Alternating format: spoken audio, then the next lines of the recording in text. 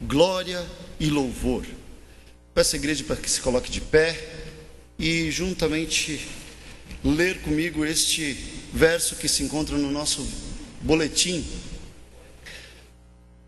Está na contracapa do nosso boletim, na ordem do culto.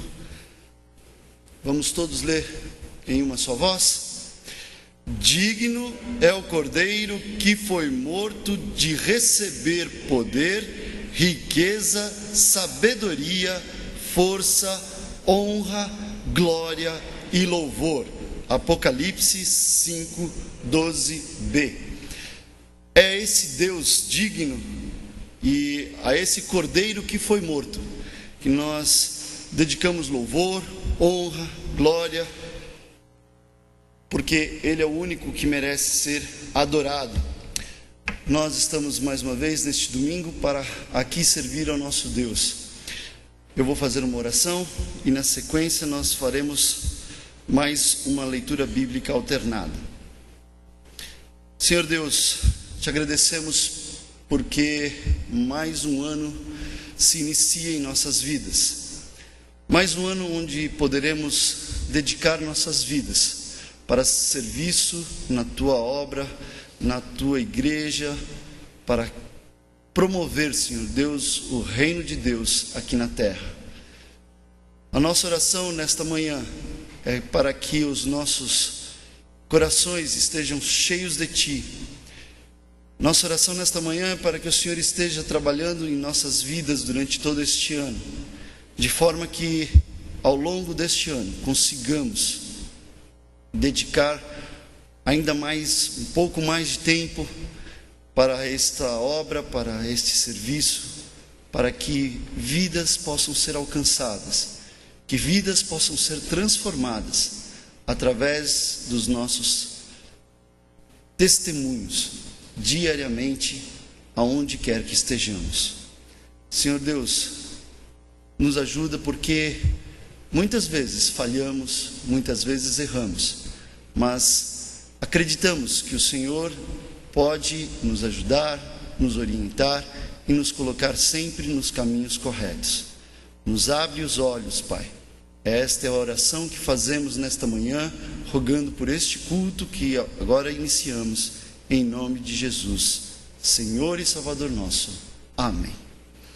Continuando em pé, vamos fazer a leitura conforme proposto no nosso boletim, onde temos dirigente, a congregação, homens e mulheres, cada um à sua vez. E os jovens também procurem em alta voz, forte, nos ajudar com a sua participação. Então começamos com a minha parte de dirigente.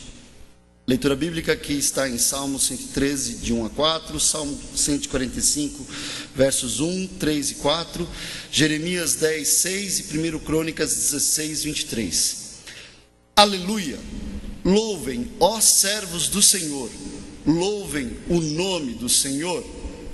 Seja bendito o nome do Senhor, desde agora e para sempre. Do nascente ao poente, seja louvado o nome do Senhor. O Senhor está exaltado acima de todas as nações, e acima dos céus está a sua glória. Eu te exaltarei, meu Deus e meu Rei. Bendirei o teu nome para todo sempre. Grande é o Senhor e digno de ser louvado. Sua grandeza não tem limites. Uma geração contará a outra a grandiosidade dos teus feitos. Eles anunciarão os teus atos poderosos. Ninguém há semelhante a ti, ó Senhor. Tu és grande e grande é o teu nome em poder. Cantai ao Senhor em toda a terra, proclamai de dia em dia a sua salvação. Nós vamos entoar o hino de número 56 do nosso HCC, Saudai o nome de Jesus. Os irmãos podem se assentar por um instante para cantarmos este hino.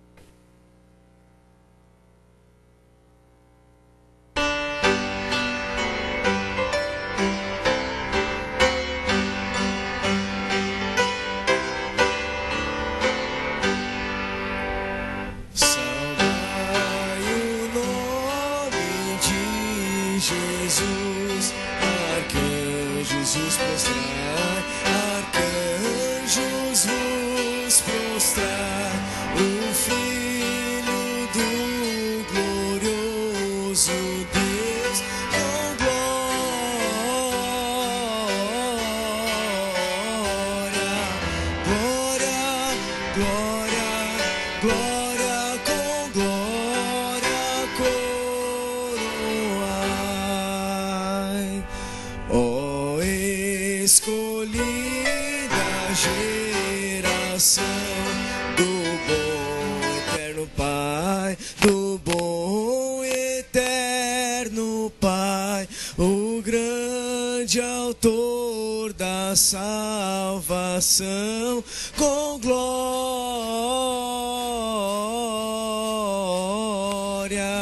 glória, glória, glória com glória coroai. Ó perdoados por Jesus, alegres adorai, alegres adorai o Deus de paz, o Deus de luz, com glória,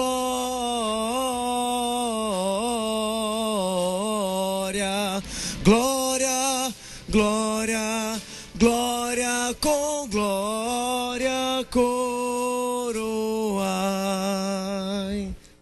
Ó tribos, raça e nações, ao Rei divino honrai, ao Rei divino honrai, a quem quebrou os vis grilhões, com glória,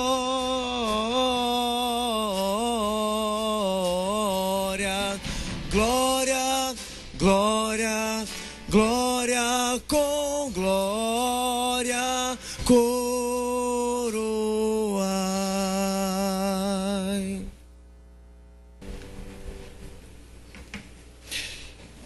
Nós vamos fazer agora um instante de oração.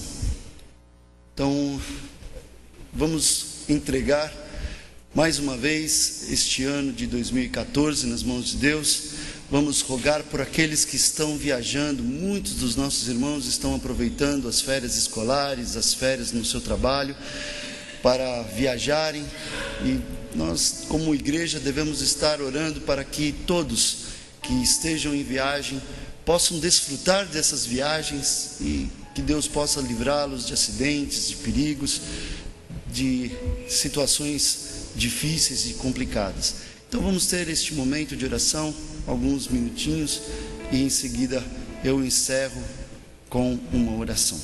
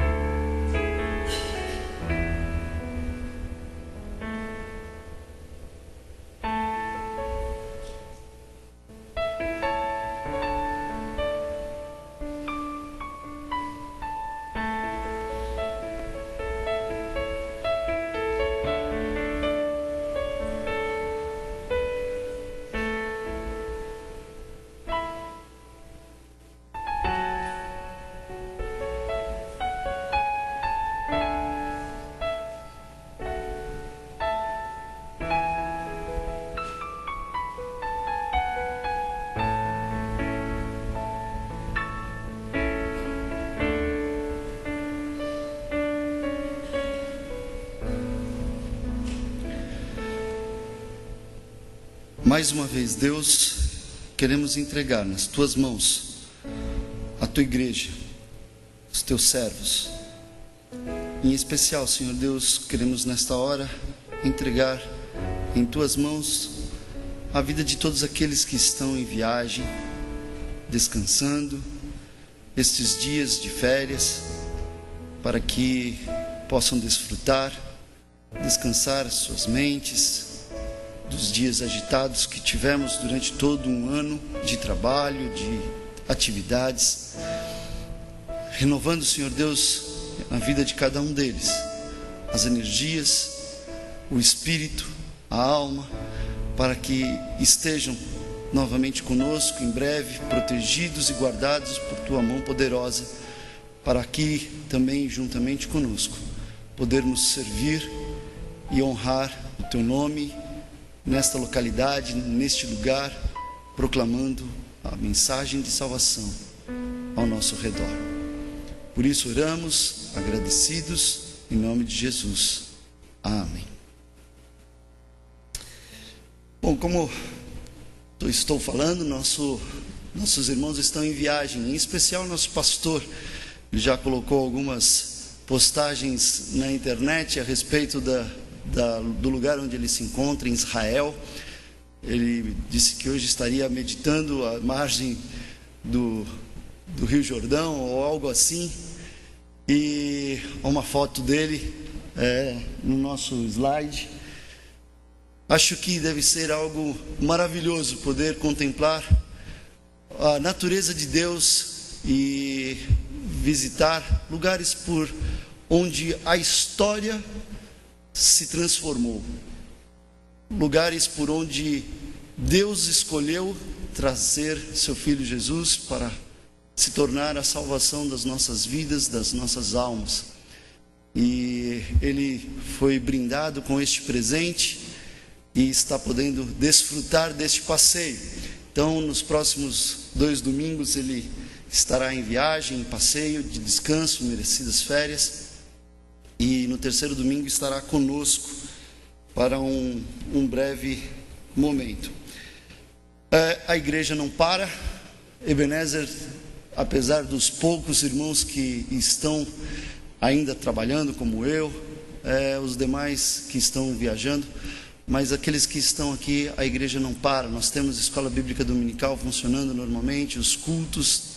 O pastor deixou pessoas responsáveis por trazer a mensagem do Senhor para as nossas vidas e para estarem conduzindo cada área da nossa igreja. Então, os irmãos estão sempre convidados a participarem das nossas atividades que se seguem. Dentro do nosso boletim temos alguns avisos, algumas informações. Já começamos 2014, por isso o ID se torna a primeira grande atividade que teremos nos próximos meses. Neste ano especificamente, não é no mês de fevereiro, o carnaval está logo na primeira semana de março. Então, reserve no seu coração espaço para orações, para que Deus já venha estar trabalhando nos corações que ouvirão a mensagem, e também para todos aqueles que estarão planejando, preparando e conduzindo este trabalho, que é um trabalho tão importante para a vida daqueles que não conhecem Jesus, pois é através dele que nós conseguimos levar a mensagem. Atentem para o dia 19, onde teremos a Assembleia Regular pela manhã e à noite a Ceia do Senhor. Vamos todos nos colocar de pé e dê um abraço naquele irmão que está ao seu lado. Deseje a ele que Deus o abençoe, não só nesse dia. Procure aqueles irmãos que você normalmente não abraça. É importante que nós tenhamos esta comunhão, tenhamos este momento de compartilhar das nossas vidas e do carinho que temos um pelos outros. Não identifico hoje nenhum visitante em nosso meio, apenas o nosso irmão Dani, que está nos visitando lá em cima. Depois ele estará aqui embaixo tomando um cafezinho conosco. Poderemos todos dar um abraço a ele. Muito bom vê-lo, meu querido. Deus o abençoe. E nós estaremos cantando um breve louvor também a Deus.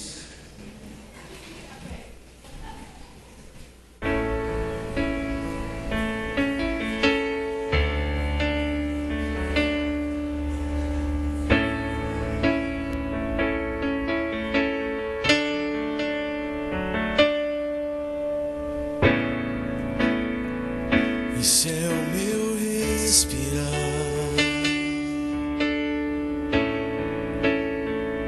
esse é o meu respirar. Teu Santo Espírito vivendo em mim.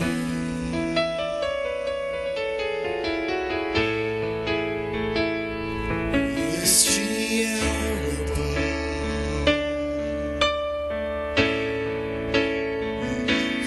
este é o meu pão, tua vontade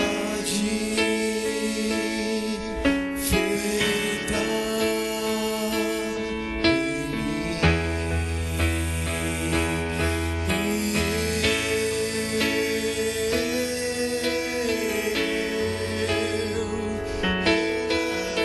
eu senti.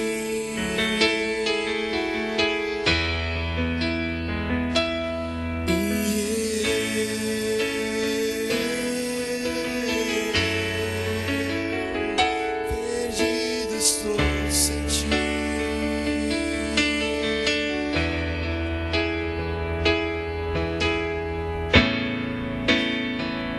Este é o meu respirar,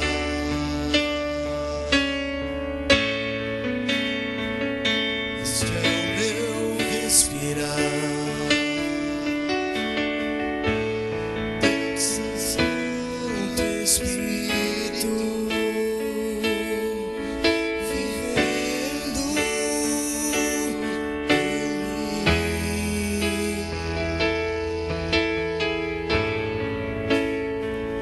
E este é o meu pão,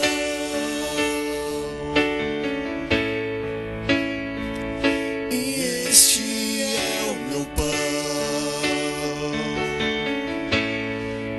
tua vontade feita eu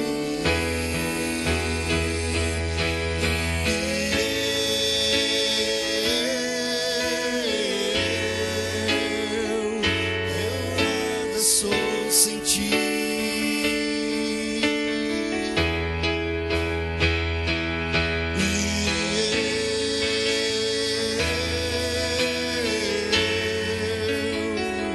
Perdido estou sem ti.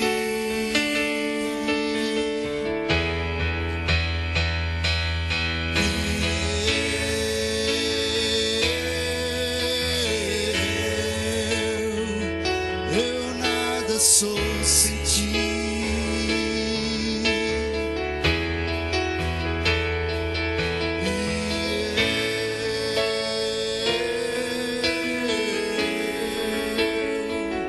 Perdido estou sem ti.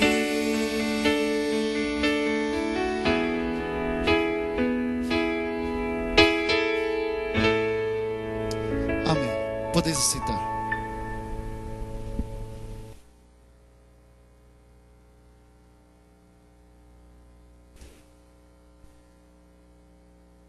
Nesta manhã, Deus estará usando nosso irmão querido Davi Barbato para trazer a sua mensagem. Então vamos pedir que Deus esteja trabalhando nos nossos corações para que esta mensagem possa nos inspirar, nos exortar e que possamos de fato ouvir a mensagem de Deus através do nosso irmão Davi. Ó Deus, esteja abençoando e ungindo o teu servo Davi com a tua palavra, através do teu Santo Espírito, para que possa trazer a tua mensagem.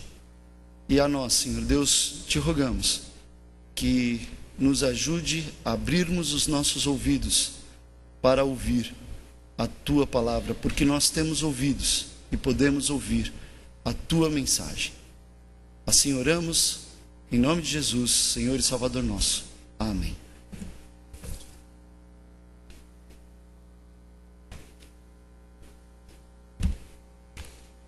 Bom dia, irmãos.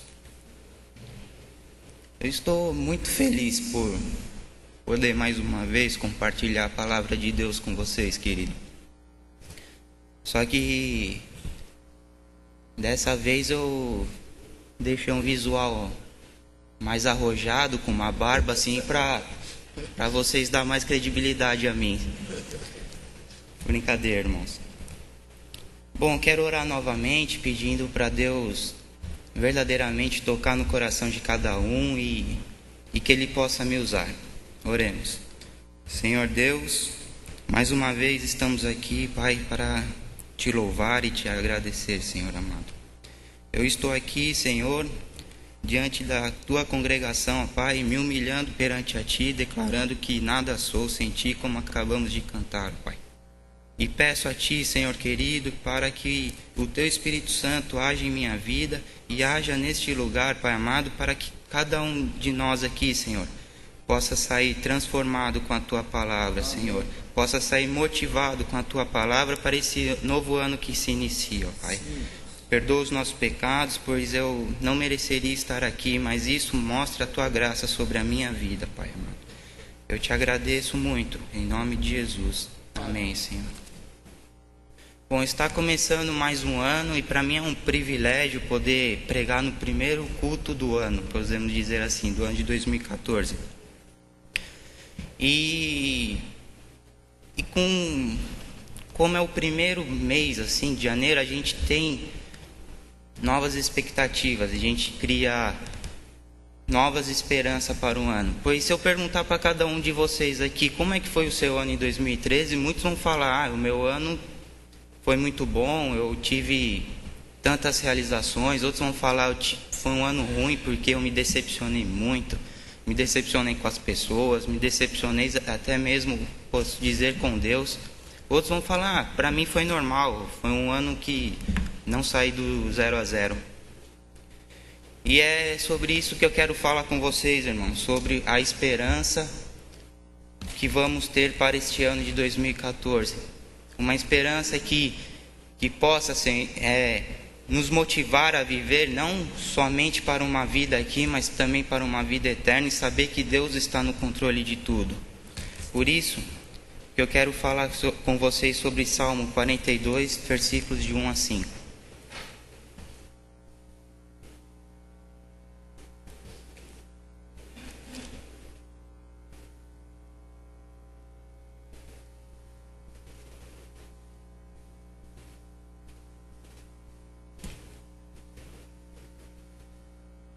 Como a corça anseia por águas correntes, a minha alma anseia por ti, ó Deus.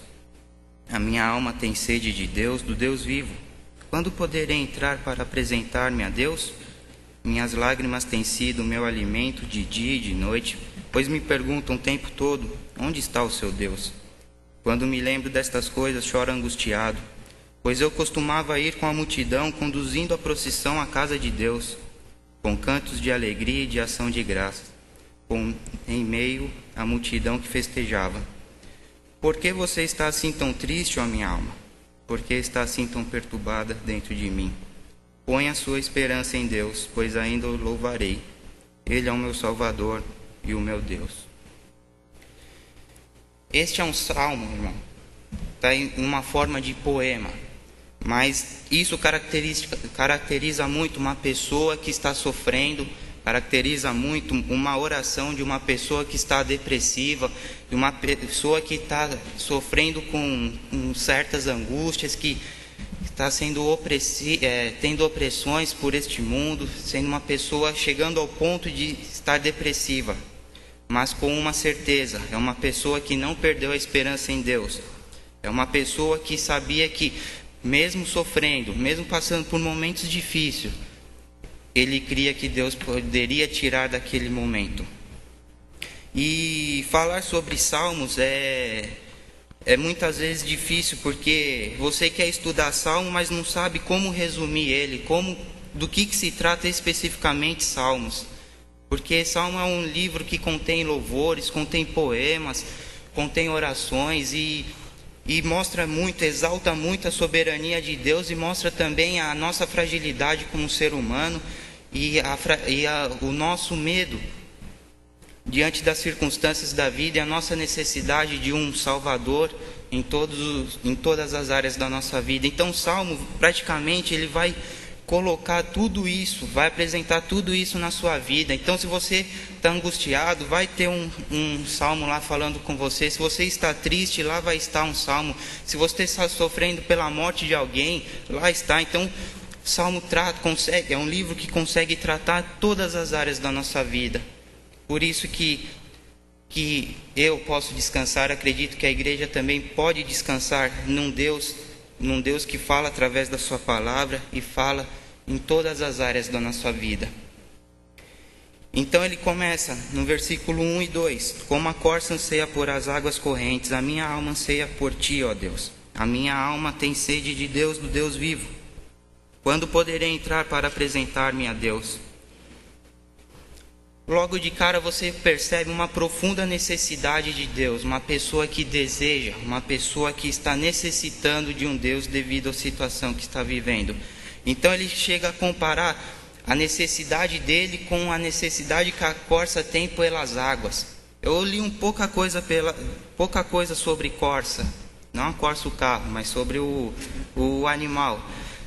E é um animal que ele praticamente ele depende mais da água do que do próprio alimento.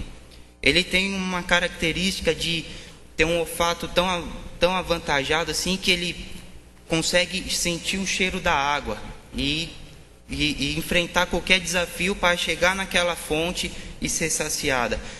E ela também tem uma outra característica, que é quando ela fica por muito tempo sem a água, ela começa a exalar um cheiro muito forte, e isso atrai os seus predadores.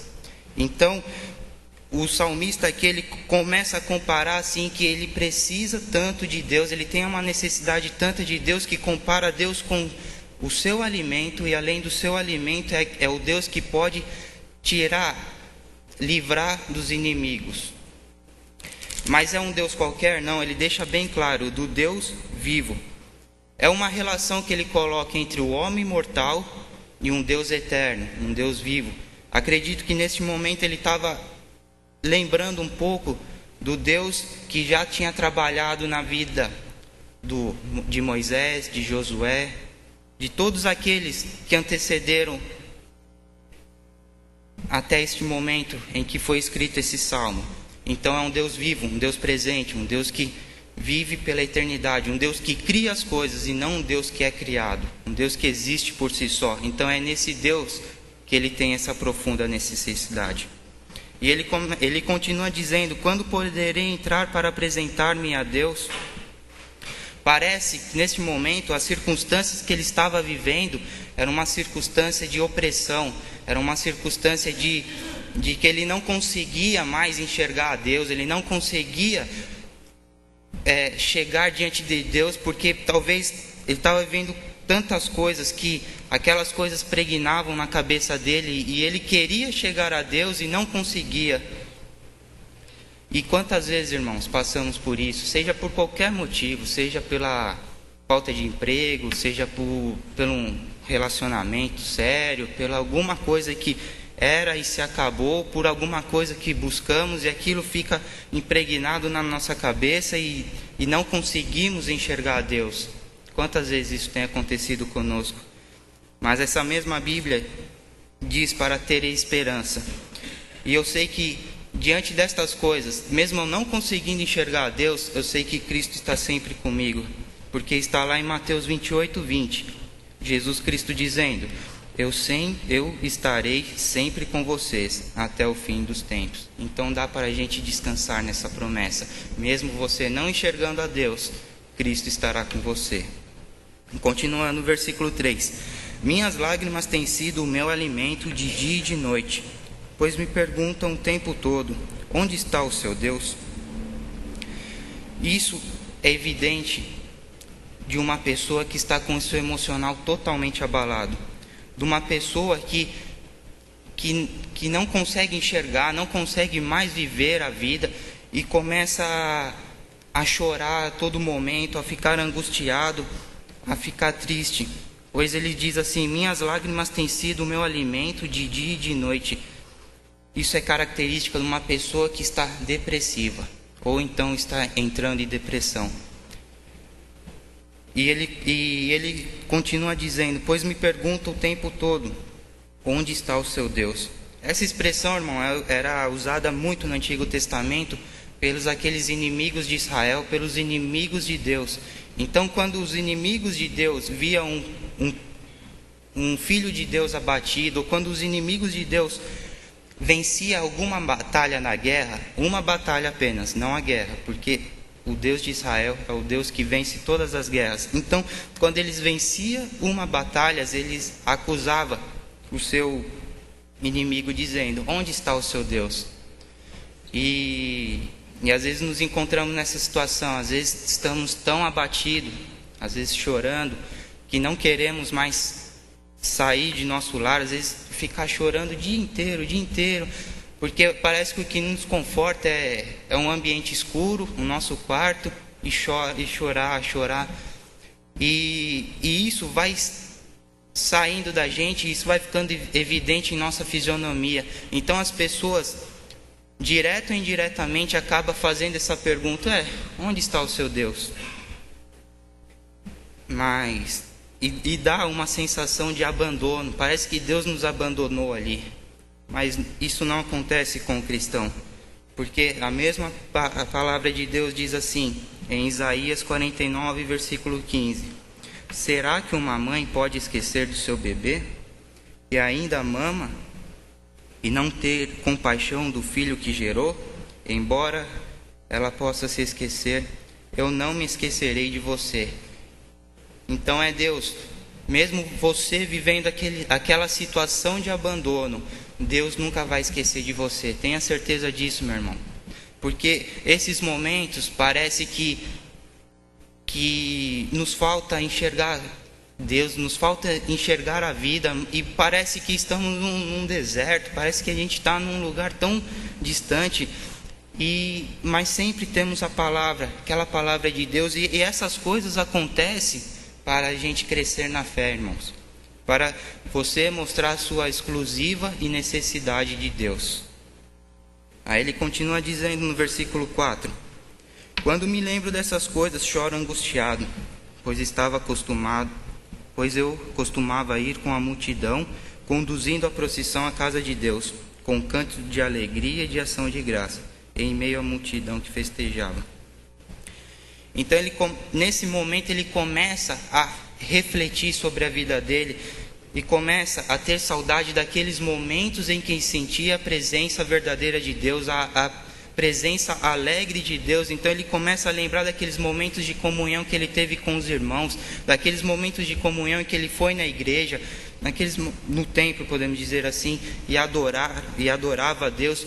Pois deixa claro aqui que parece que ele era um líder de louvor, posso dizer assim, que ele conduzia à frente com cânticos e ações de graça, e festejava muito. Então ele começa a sentir saudade desses momentos. Você às vezes não precisa ser um líder do louvor, mas só o fato da tua presença, de você vir aqui até a igreja, ou você frequentar as nossas vigílias, os nossos momentos de adoração, isso, querendo ou não, irmão, às vezes no momento você não pode sentir nada, mas lá na frente, esses momentos vão te ajudar a você refletir e a se erguer contra as opressões da vida, porque você vai começar a trazer à memória e essas coisas que te fortaleceram naquele momento, e você vai ver que Deus não te abandonou, pelo contrário, Deus está está te ajudando a passar por uma situação de vida que vai produzir frutos nesta terra e também frutos eternos. Então ele começa a resgatar isso. Então aqui fica uma orientação, irmãos. Sempre quando você se sentir abatido, sempre quando você se sentir oprimido, lembra do que Deus fez com você. Lembra dos milagres que você já viveu. Lembra da salvação que você tem através de Cristo Jesus, porque não foi fácil para Cristo. Se você crê na Bíblia, se você verdadeiramente crê na palavra de Deus, você acha que foi moleza para Cristo morrer naquela cruz? Não foi. E Ele não faria isso em vão, jamais. Então lembra, traz à memória isso, que Cristo morreu em seu lugar. Ele te deu a salvação, que o Espírito Santo de Deus habita com você. Então ele continua no versículo 5. Por que você está assim tão triste, ó minha alma? Por que está assim tão perturbada dentro de mim? Põe a sua esperança em Deus, pois ainda o louvarei. Ele é o meu Salvador e o meu Deus. Então aqui ele começa a se levantar contra aquela circunstância, contra aquele momento que ele estava vivendo, que ele começa a refletir com ele mesmo, ele começa a conversar consigo mesmo. Até parece coisa de louco isso, né? Ficar conversando comigo mesmo. Aqui ele começa a fazer que muitos psicólogos dizem aí, é fazer uma mesa redonda com você mesmo. Então ele começa a refletir sobre isso, ele começa a refletir sobre aqueles momentos e nessa reflexão ele começa a viajar dentro dele mesmo e encontrar os momentos, o porquê que está causando tanta angústia, o que está causando nele tanta depressão, tanto medo. Então ele começa a combater aquelas coisas com a palavra de Deus, ele começa a combater aquilo lembrando do que Deus já tinha feito, e ele declara, diante dessas angústias, ele põe bem claro: a minha esperança está em Deus, o meu Salvador. Então, essa sede de Deus, quando estamos sozinhos, chorando, produz esses momentos de reflexão. Esses momentos de reflexão, eles são muito saudáveis. Quantas vezes eu já fui abençoado por isso, por parar e pensar comigo mesmo o que Deus quer de mim, o que eu quero na minha vida. E às vezes eu vou longe pensando nisso. Teve uma ocasião que eu estava na praia visitando meu pai e eu queria esse momento de refletir sozinho.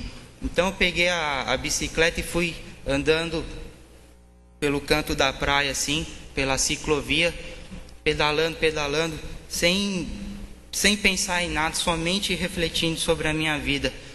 Passou muito tempo, quando eu vi todo mundo atrás de mim, meus irmãos, todo mundo, meu pai procurando, meu irmão, a Carol, a Camila, todo mundo, só faltaram chamar o Águia, só faltaram chamar o Júlio para me procurar lá. Ou seja, esse momento me fez muito bem para a minha vida. Então nisso ele começa a refletir dentro dele mesmo, e tem uma lição muito importante: ele não se rende ao desânimo. Ele não se rende àquela situação, ele não se rende àquele medo, ele não se rende àquela opressão que ele está vivendo. E ele começa a contra-atacar essa angústia, esse medo, dizendo assim: põe a sua esperança em Deus, pois ainda o louvarei. Ele é o meu Salvador e o meu Deus. Então, diante dessas circunstâncias, ele ataca, não ataque, assim podemos dizer, motivacional, não um ataque sutil assim, somente psicológico, mas ele começa a atacar pondo a esperança em Deus, no mesmo Deus que ele teve sede lá no começo do poema, um Deus eterno, um Deus vivo, um Deus que vive e viverá para todo sempre. Então ele enxerga isso, ele enxerga a soberania de Deus, ele enxerga o poder de Deus sobre a circunstância, o poder de Deus sobre a adversidade, e deixa bem claro para ele, acredito também para todos que estavam ao seu redor: a minha esperança está em Deus.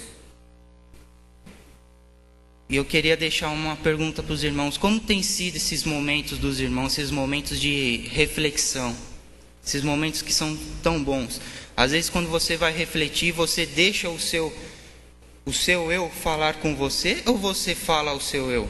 Você Você introduz a Bíblia ao seu coração ou você deixa a sua carne falar por si só? Como tem sido esses momentos? Você tem vencido a sua angústia ou deixado que a angústia vencesse você?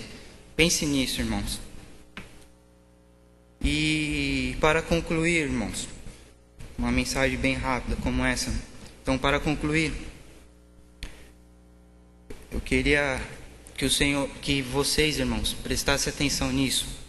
Que são nesses momentos de angústia, nesses momentos de depressão, nesses momentos de desprazer com a vida, que nasce a verdadeira esperança em Deus. Não uma esperança fútil, não uma esperança qualquer, mas uma esperança viva, uma esperança no Deus eterno. É nesse momento, irmão, que você começa a se tornar um cristão verdadeiro, um cristão com base, não um cristão que busca a bênção, mas um cristão que busca ao Senhor das bênçãos, um cristão que busca o Deus Todo-Poderoso. E é nesses momentos também, irmão, que há um grande crescimento na sua vida, tanto na sua vida pessoal como na sua vida espiritual. Pessoal, porque você começa a entender um pouco da vida, você para um pouco de confiar em você para um pouco de confiar nas pessoas, você amadurece, você cresce. E um crescimento espiritual, onde você vê que tudo e toda a dependência está em Deus, que você precisa de Deus para todas as coisas. E é nesses momentos em que, como você gerou essa verdadeira esperança, e é essa esperança que você vai colocar no verdadeiro Deus. Não se sinta envergonhado, irmão, porque às vezes a circunstância não está a favor, porque não é de um dia para o outro que as coisas se resolvem. Espere em Deus verdadeiramente, porque você não será envergonhado. Tenha certeza disso, irmão. Se você está esperando para todas as áreas da sua vida, porque eu creio que Deus está preocupado com todas as áreas da sua vida, espere em Deus, porque você não vai ser envergonhado, como diz ali em Salmo 25, versículo 3. Nenhum dos que esperam em ti ficará decepcionado. Guarda essa palavra, irmãos. Guarda esse salmo. Sempre nos momentos de angústia, nos momentos de medo, esperam em Deus, porque vocês nunca serão decepcionados. Esta é a mensagem que eu quero trazer ao coração de vocês. E peço para que vocês guardem no seu coração com tanto carinho, e que ela possa fazer parte da sua vida neste ano de 2014. Tenha esperança em Deus, pois você nunca será decepcionado. Oremos de novo, irmão. Pai, muito obrigado por este momento, Senhor. Muito obrigado, Senhor, por saber que se esperarmos em Ti, nunca seremos envergonhados, Pai. Isso não é uma palavra de qualquer pessoa, isso está na palavra de Deus, na palavra do Senhor. Ó Senhor Pai, quantas pessoas estão aqui, às vezes umas perderam até a esperança, outras estão depositando toda a esperança em Ti, em qualquer área da vida, tanto por uma cura física, por uma cura emocional, por uma cura até espiritual, Deus. Ó Pai amado, eu te peço, não nos deixe, Senhor amado, sempre sentir-nos sozinhos, Pai. Honra, Senhor amado, a nossa esperança que temos em Ti, e sacia sempre, Senhor amado, a nossa sede com a Tua palavra. Olha, Senhor amado, pela Tua graça e pela Tua misericórdia para o coração de cada pessoa aqui, Senhor. E que no final, Senhor, deste ano, podemos dizer assim, Pai amado, elas possam dizer: eu tive esperança no Senhor. E elas possam dizer: eu louvei o Senhor, porque o Senhor respondeu às minhas orações. Seja soberano sobre as nossas vidas, ó Pai. Seja, Senhor amado, a nossa fonte, o nosso alimento de cada dia, pois este é o desejo dos nossos corações. A Ti eu oro, Senhor, em nome de Jesus. Amém, Senhor.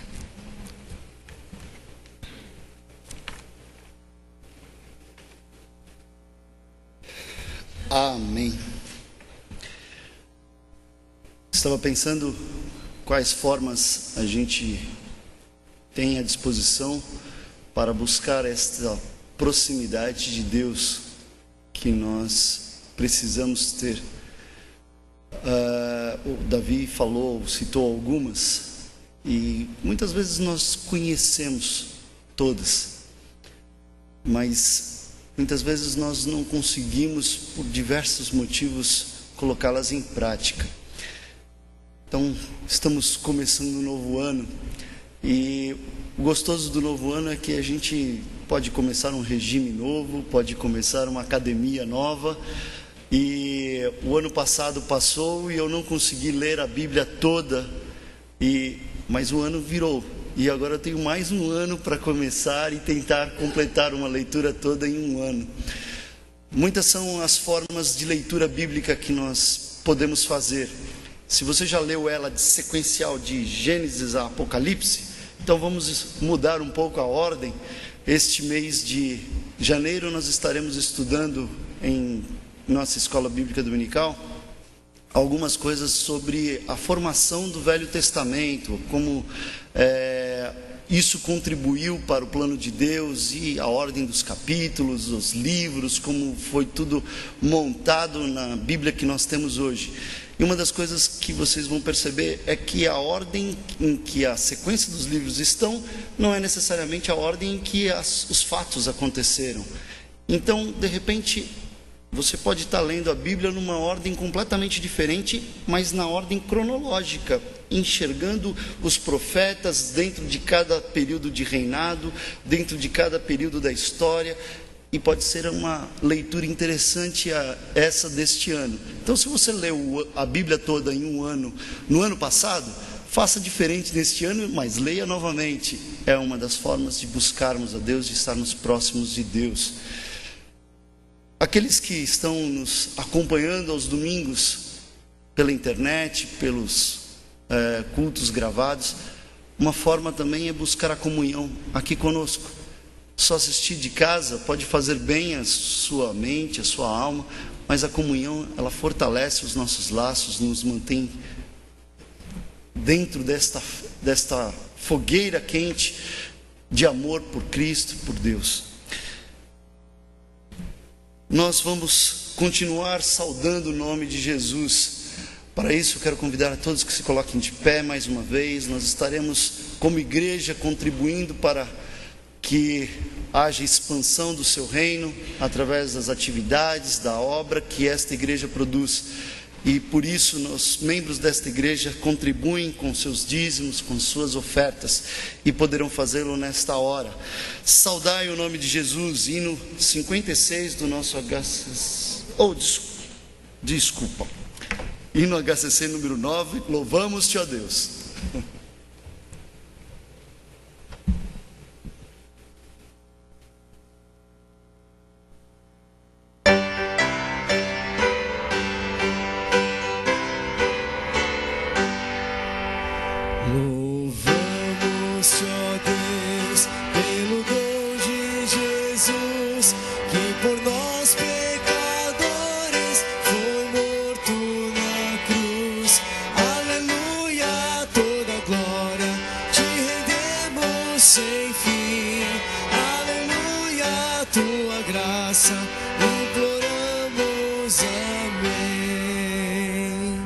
Louvamos-te, ó Deus, e ao teu Filho de amor, que foi morto, mas vive, Supremo Senhor.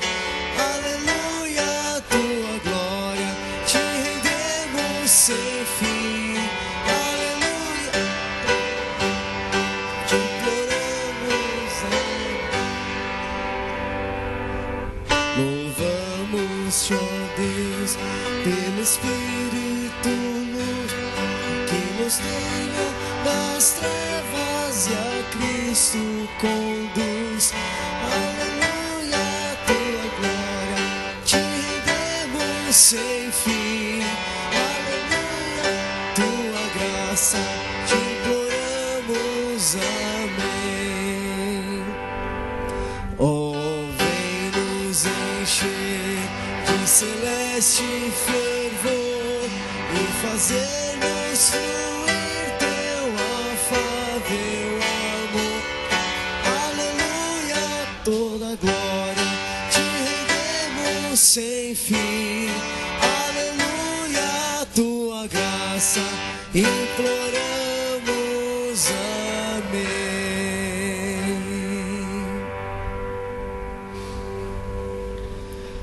Eu quero convidar o nosso irmão Paulo Solovenco para que nos dirija a Deus em oração, agradecendo pelos dízimos e ofertas. Agradecemos, Senhor, por mais este privilégio que nos concede, participar do culto de adoração. Esse dia que é o presente domingo e podemos nos reunir para cultuar o Santo de Deus. Nós te agradecemos pelos privilégios que nos concedes, através dos dízimos e ofertas, participarmos da tua obra. Te agradecemos, Senhor, pelos irmãos que puderam participar, doando parte daquilo que têm e receberam para a construção da tua obra, para a realização da tua vontade. Pedimos que abençoes a tua igreja, que conhece a cada um dos seus membros, e recebes de cada um grande amor pela tua obra, pela tua causa. Que almas sejam conquistadas através da operação do teu Espírito, dando o trabalho que esta igreja realiza na aleluia. Fica conosco, Senhor, durante mais este dia. Pedimos agradecidos em nome de Jesus.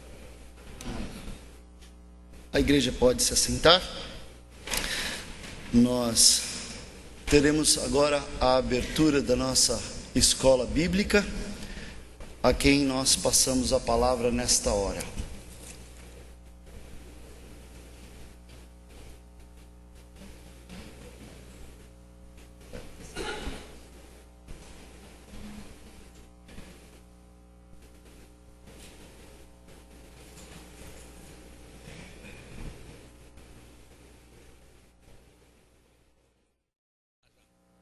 Mas nós vamos iniciar nossa aula com uma oração. Vamos orar. Quer ficar com todos? Aí eu vou entregando lá. Oremos, meus irmãos. Nosso Deus e Pai, nós te agradecemos, Senhor, pela oportunidade que temos de nos reunirmos com os irmãos e juntos abrirmos a Tua Palavra. Esta palavra que é a verdade e na qual nós bebemos diariamente para a nossa edificação, Senhor. Abençoe o estudo que estaremos fazendo, a sequência dele durante este mês de janeiro, Senhor, para que nós possamos compreender a importância do Velho Testamento para nossas vidas. A importância, Senhor Deus, da Tua Palavra, desde o Gênesis até o Apocalipse, para nossas vidas e nossa edificação e a salvação das nossas vidas.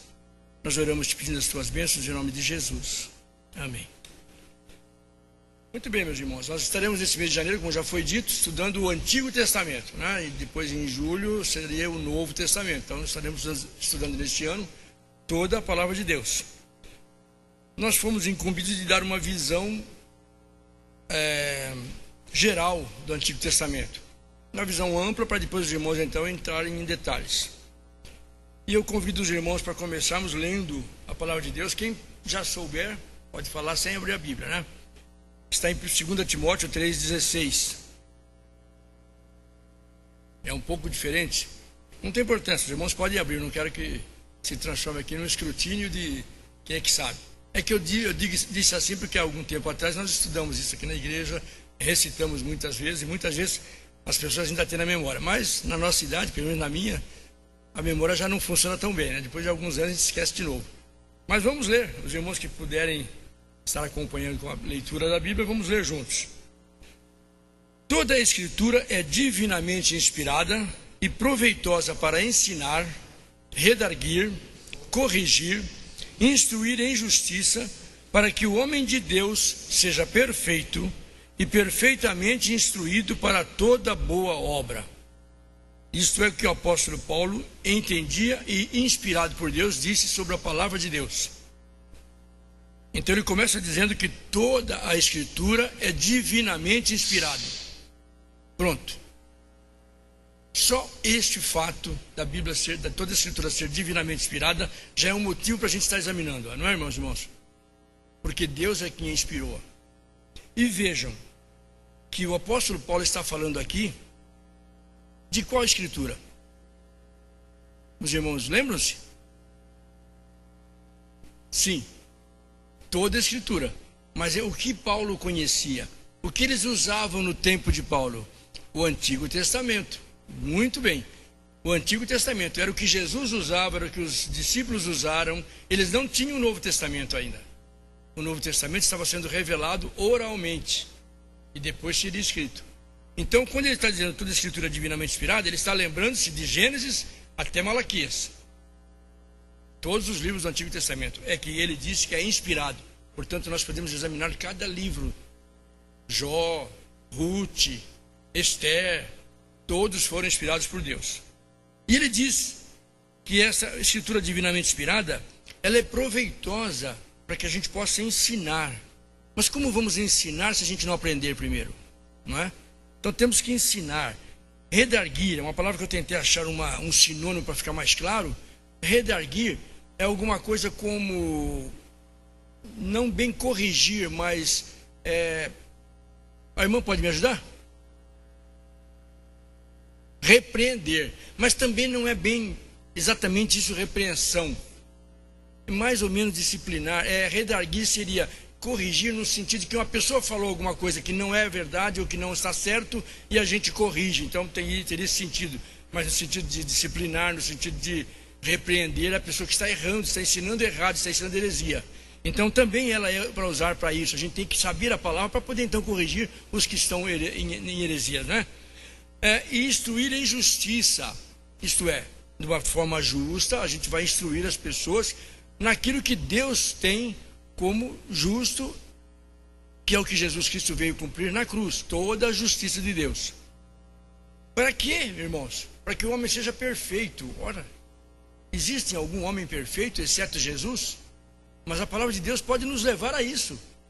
Olha que objetivo, olha que alvo. Para que nós possamos ser perfeitos, nós temos que cada dia estarmos estudando a palavra de Deus. E ainda, voltando a dizer, pensando em Velho Testamento, que é o que o Paulo estava pensando. E não só perfeito, como instruído para toda boa obra.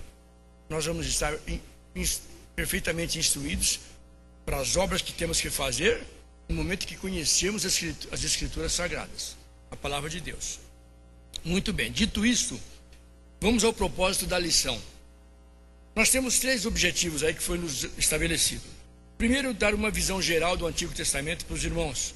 Eu acredito que os irmãos têm sobejamente, mas nunca custa a gente repetir. Fazer um relacionamento do Antigo Testamento com o Novo, agora sim. O Antigo Testamento era a escritura que Paulo conhecia, que Jesus usou. Mas depois nós recebemos maravilhosamente mais escrituras inspiradas, que são o Novo Testamento. E alguém disse hoje, acho que o Timóteo, que o Velho Testamento, o Novo Testamento só se consegue entender, é isso ou é o inverso, irmão? Com o conhecimento do Velho, do Novo Testamento. E eu diria que vice-versa. Porque você também não consegue entender o Novo Testamento se não conhecer a história do Velho. Você vai ficar como quem caiu de paraquedas, você não sabe nada do que está acontecendo. E aí muita gente diz, eu creio em Jesus, eu acredito em Jesus, eu sei que ele morreu na cruz por mim. Mas por quê? Por que ele morreu na cruz? Aí você não sabe dizer por quê. Morreu pelos meus pecados, mas isso já não estava previsto, não foi anunciado. Então essa questão o pastor Manuel está certíssimo, mas o reverso dessa frase é verdadeira. Nós precisamos conhecer o Velho para entendermos então a revelação de Deus no Novo. E isso está no segundo tópico, fazer um relacionamento do Antigo com o Novo. E mostrar também a necessidade do cristão de estudar o Antigo Testamento. Acho que eu já comecei fazendo isso, né? A necessidade de a gente aprender o Antigo Testamento com toda certeza. Então vamos começar pela visão geral do Antigo Testamento. Eu escrevi essa cronograma de aula para os irmãos poderem acompanhar. E depois, quem sabe até em casa, dar uma revista, como uma lição de casa, né? Para acabar de ver realmente tudo que tem aí. Eu pretendia, inclusive, fazer, quem sabe, até umas transparências, uns slides, mas eu achei que ia dar um pouco mais de trabalho, então ficamos nisso aí. Mas eu tenho certeza que os irmãos adultos vão guardar bem tudo aquilo que a gente vai dizer. Bom, começando a ter uma visão geral do Antigo Testamento, a gente pode fazer uma pergunta, porque eu não vou ensinar isso, acho que os irmãos sabem. Quantos livros o Antigo Testamento contém? Dona Dirce está falando? Um pouquinho mais alto, Dona Dirce. 39. Mas eu quero que os irmãos vão acompanhando. Isso é para o irmão acompanhar, mas eu vou estabelecer uma conversa com os irmãos, senão a aula fica um monólogo aqui.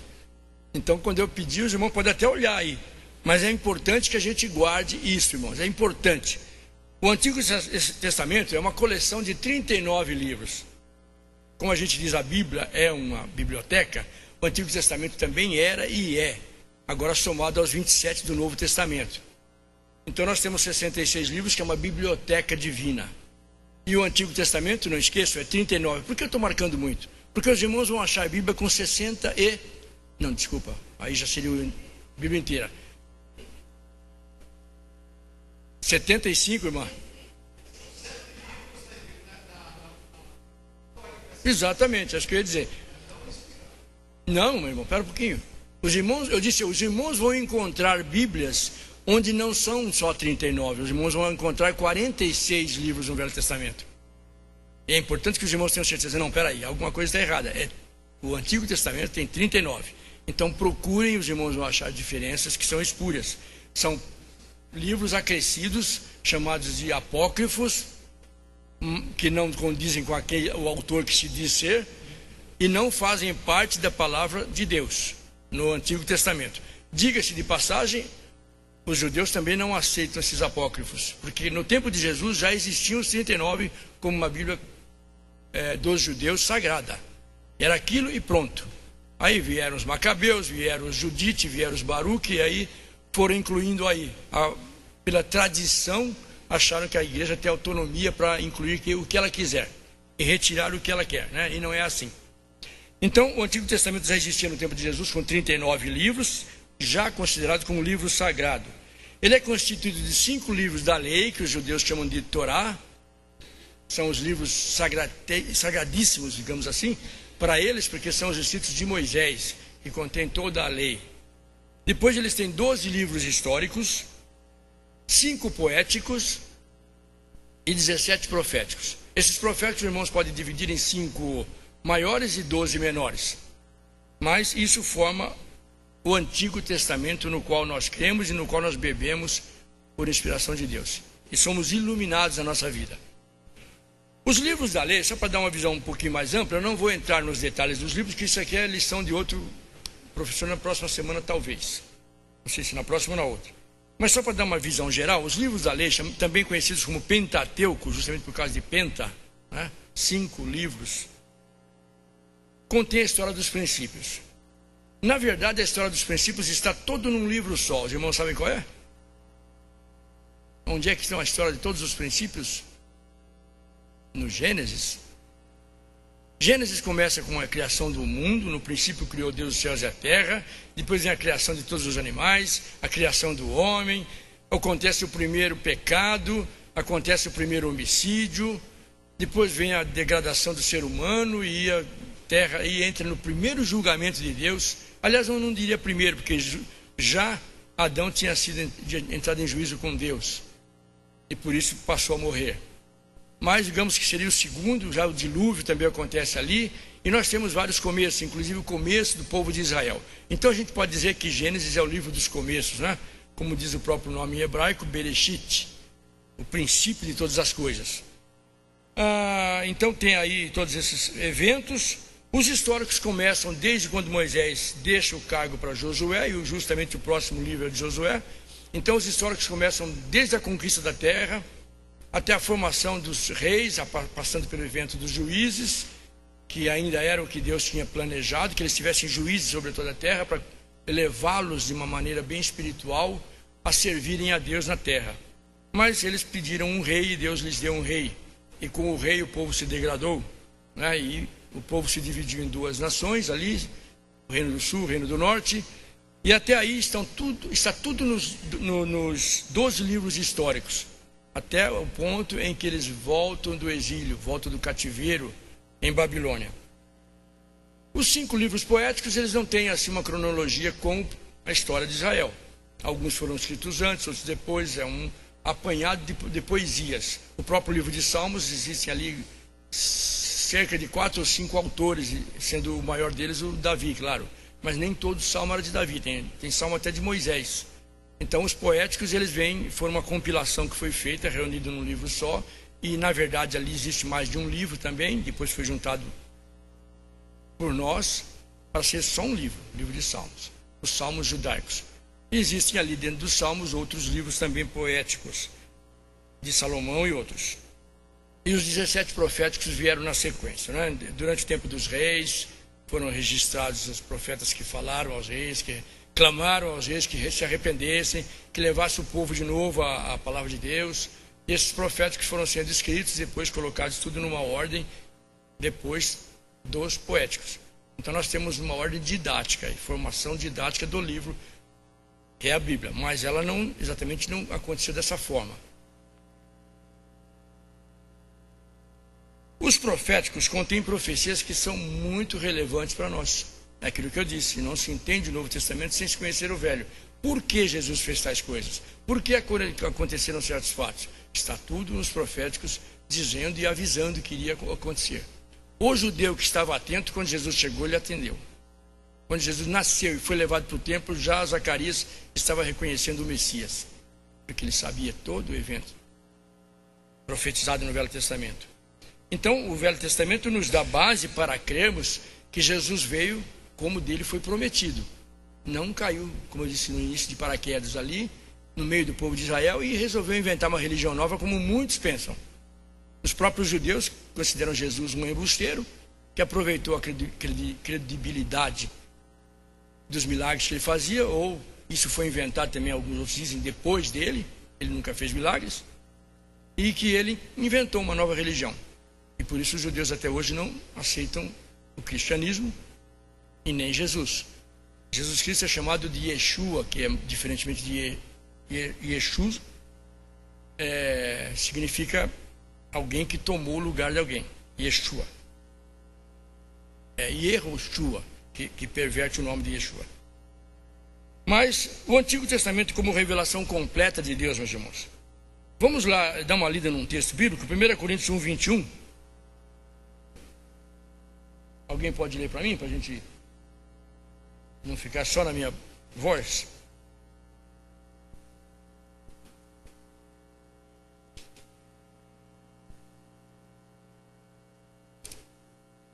Certo, então 1 Coríntios 1, 21, a primeira parte do texto nos diz: visto como na sabedoria de Deus, o mundo não conheceu a Deus por sua própria sabedoria. Então, o homem, e nós sabemos dos salmos que nos dizem que pela natureza se pode reconhecer que há Deus, não é? E o apóstolo Paulo fala disso, que podendo conhecer a Deus, lá no livro de Romanos, 1º capítulo, os homens não tomaram conhecimento das coisas de Deus, a revelação que Deus fazia pela própria natureza, que a própria natureza corrobora que Deus existe. Mas essa sabedoria do homem não o leva a conhecer a Deus e nem a admitir a criação de Deus. E a gente vê isso muito hoje em dia em pessoas que estão aí fazendo ciências, achando que sabem muito, muitos metidos a sábios, e estão negando toda a Escritura, estão negando o conhecimento de Deus que se pode ver pela própria natureza, como o salmista dizia, né? E Deus trouxe de uma outra maneira o seu próprio conhecimento, embora ele não se deixasse sem revelação natural. O homem natural não pode dizer ou se tornar indesculpável porque não conheceu a palavra de Deus, porque pelo conhecimento da natureza ele pode reconhecer que há um Deus. Impossível é alguém tentar explicar o mundo, os seres vivos, o homem, sem alguém inteligente criando todas as coisas. Por mais que se tente, que se ache o átomo perdido, que se ache o Big Bang, que ocorreu num certo ponto, esse Big Bang não é o princípio. Porque se ele foi gerado, ele teve que ter uma força que a impulsionasse, teve que ter um gerador de energia. Então eles não explicam de onde vieram os gases que se condensaram, que formaram um núcleo e que sofreu uma pressão tamanha que explodiu. Então não há. Na sabedoria do homem, são nécios, como diz a palavra de Deus, tolos, traduzindo mais corretamente para o nosso português, os que acham que Deus não existe. Diz o honesto, né? Diz o tolo no seu coração, não há Deus. Mas a revelação de Deus veio porque Deus quis se revelar. Nós ficaríamos perdidos olhando para o mundo, olhando para todas as coisas, sem saber de onde veio, por que veio. Há aí até projetos de ir às estrelas para achar lá os ETs que nos geraram. E a gente estaria perdido se Deus não se revelasse. Os homens tentaram chegar a Deus, lá no princípio, logo depois do dilúvio. Deus não quer que a gente vá até Ele, então nós vamos a Ele. E começaram a construir uma torre, né? Uma torre que chegaria até o céu. Porque no conceito dos antigos, essa abóbada celeste era um tapete do céu, era o piso do céu. Então Deus estaria acima disso. Então, passando as nuvens, eu chegaria em Deus. E provavelmente lá, ou eu acharia uma porta, ou eu arrombaria. Essa era a ideia daqueles antigos. Chegarem até o céu através de uma torre que chegasse até lá. Mas Deus dispersou, porque não era isso que Ele queria. Que espalhasse sobre a terra e fossem buscar a Deus no seu dia a dia. Hoje em dia fazem isso também, não é? O pessoal está indo até Marte agora com naves, como se estivesse fazendo uma torre de Babel também, tentando achar que em Marte vai ter a explicação de todas as nossas dúvidas. Lá eles vão encontrar a história dos princípios, a revelação de quem foi que criou esse universo e daí por diante. O Albert Einstein até se admirou quando disseram para ele que o universo tinha princípio, irmãos. Ele dizia que não, o universo era algo que retraía e contraía, retraía e contraía. Aí disseram para ele, mas tem que ter um princípio. Quem que foi que criou as primeiras coisas, né? E depois ele, estudando juntamente com outros cientistas, chegaram à conclusão de que realmente há um princípio. Esse há um princípio tem que ter alguém que principiou. O homem não consegue ir a Deus, mas Deus vem até o homem. Precisamos da revelação escrita de Deus, meus irmãos. Sem a revelação escrita, nós estaremos perdidos. Eu li alguém, um dos livros que eu estava examinando, dizendo que se os homens tivessem conseguido o seu intento de destruir a Bíblia, isso foi sempre tentado, mesmo no tempo dos judeus, destruíam-se manuscritos aos milhares, a gente estaria perdido, completamente sem ponto de partida, sem rumo. Mas, se a Escritura viesse numa tradição oral, também perderíamos, não é? Quem é que pode garantir que de uma geração para outra não seria pervertido, corrompido aquela tradição oral, que alguns acham que há uma tradição oral latente aí em todo o tempo? Mas a gente costuma dizer, a oral se perderia, mas a escrita também corre o risco de perder. Então tem hoje pessoas que duvidam que o nosso texto seja o texto original de Isaías, texto original de Moisés, e realmente não são os textos originais. O que nós temos nas mãos, existem livros aqui proféticos que a última cópia é datada de 800 depois de Cristo. 800 anos depois de Cristo é que tem a primeira mais antiga tradução. Aí tem gente que fica apavorado, fala, então como é que pode? E esses anos anteriores se perdeu todas as cópias que se fez. Esta é outra parte da mão de Deus na produção do seu texto sagrado. Ele traz até o século 21 integral. E nós podemos crer nisso pela fé, irmãos. Pela fé. Não precisamos de ninguém provar para a gente. Mas Deus é tão bondoso que até isso Ele faz. Para que o incrédulo, o tolo que não crê em Deus possa ver e dizer, não tem explicação. Porque vejam, os textos sagrados, se tivesse ficado um pedacinho que fosse de um escrito de Moisés ou de Davi, ele estaria lá num museu, ou na igreja católica, ou em Jerusalém, como uma relíquia sagrada. Só para isso. Digno de veneração, como dizem eles, mas adoração ao texto. Mas, não, Deus... Um grande exemplo. Exato. E não o Deus que criara a serpente para que fosse uma cura para a mordida das serpentes. E fariam a mesma coisa com os textos sagrados. Então Deus não deixou que ninguém guardasse nada. E olha, é incrível, né? Que os judeus não tivessem guardado. Foi muito destruído, mas sumiu. Mas eram feitos copistas. Os copistas faziam cópias um para o outro. No tempo que não se tinha impressão, pagava-se caro para se fazer uma cópia. Os escribas deviam cobrar muito. para fazer uma cópia de um livro de Isaías ou de toda a Bíblia, todos os 79 livros.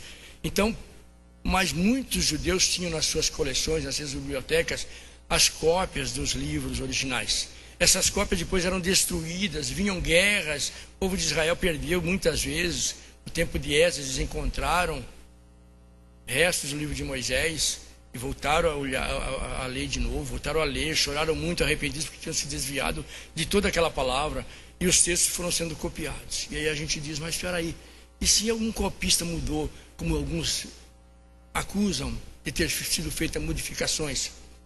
Bom, para começo de conversa, todos os textos bíblicos que existem, exceto da Testemunha de Jeová, que claramente é uma corrupção, todos católicos, espíritas, todos os evangélicos, protestantes, concordam com uma mesma escritura, uma mesma versão. A King James é uma base, né? A Bíblia de Jerusalém é outra. Então nós temos aqui para nós, podemos ver que não estamos estudando um texto diferente dos presbiterianos nem dos católicos, é o mesmo texto. Mas muito mais do que isso, irmãos, os irmãos já conhecem essa história, mas só para não deixar de falar, Deus fez com que, no século passado, 1940 aproximadamente, nas cavernas de Qumran, fossem encontrados manuscritos antigos. Manuscritos que não eram os originais, mas manuscritos que eram datados de 300 anos antes de Cristo, portanto, textos que Jesus Cristo manuseou. Isaías que Jesus Cristo leu. E esses textos, 2000 anos depois encontrados, com mais 300 do Antigo Testamento, foram levados para os que estudam a ciência das escritas, para ver se estava tudo correto, traduções, comparações. Irmãos, estava praticamente intacta a versão. É a mesma que nós usamos hoje, estava lá nas cavernas de Qumran, em potes de barro, preservados, talvez pelos essênios que foram perseguidos, mortos, e eles tentaram esconder o texto sagrado para que não se perdesse, porque senão iam queimar também. Mas isso foi a mão de Deus, porque depois de 2000 anos, um jovenzinho pastor, escondendo-se da chuva, ou sei lá, do sol quente, entrou numa porta de caverna e brincando com uma pedra, jogou lá dentro e viu que quebrou alguma coisa. Uma cerâmica se quebrou. Ele curiosamente entrou para ver o que era e encontrou um monte de vasos, cheio de escrituras dentro. Só que a ganância humana, né? Ele foi, arrancou um pedaço e levou para a cidade para poder analisar. Os irmãos conhecem essa história, não conhecem? Levou para analisar, para ver se tinha algum valor, ele queria vender. Aí disseram, nossa, isso aqui é maravilhoso, onde você encontrou? Quanto você me paga nesse? Tanto, eu te trago mais. Então ele foi trazendo aos pedaços, foi arrancando pedaço e vendendo, arrancando pedaço e vendendo, nisso se perdeu muito. Mas o que sobrou, ainda pelo menos 70% do texto de Isaías, foi o que foi vertido, e perfeito. Nós temos a escritura que Jesus leu na sinagoga, dizendo, hoje se cumpriu o que está escrito em nossos dias. E se cumpre hoje em nossos dias. Isto, sim, irmãos, é o poder de Deus para trazer até nós a revelação escrita, incontestável, na qual nós cremos e que Jesus veio cumprir. Pedro perguntou uma ocasião para Jesus, Senhor, depois que Jesus disse algumas coisas difíceis de ele entender, até acerca do casamento, né? Ele disse, poxa, mas então, quem pode se salvar? Dessa maneira, ninguém. Jesus falou, realmente, aos homens isso é impossível, mas a Deus tudo é possível. Então, se ficasse na nossa mão preservar, como os católicos pretenderam, lá nos conventos, e escrever cópias, e na verdade foi a mão de Deus também, eles preservaram muita coisa lá que é valiosa para nós hoje. Mas, se fosse depender disso, talvez não tivéssemos. Porque a própria Igreja Católica, mais tarde, quando Gutenberg imprimiu muitas Bíblias, ele mandou pôr fogo em todas. Porque eles não queriam que o povo conhecesse. Isso tinha que ficar no convento. Só o padre sabe as Sagradas Escrituras. O povo não pode saber. Mas aconteceu. Então Jesus...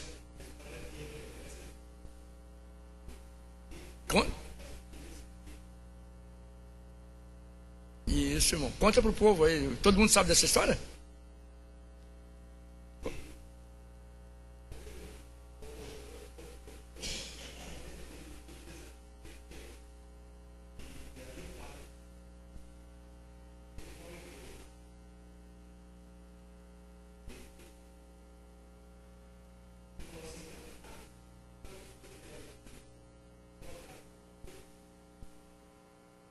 Ninguém nunca mais recebeu de volta.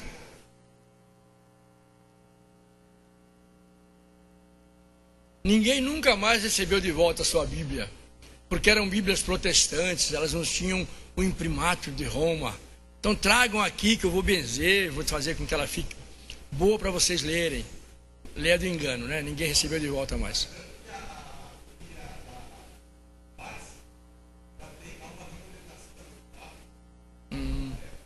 Sim.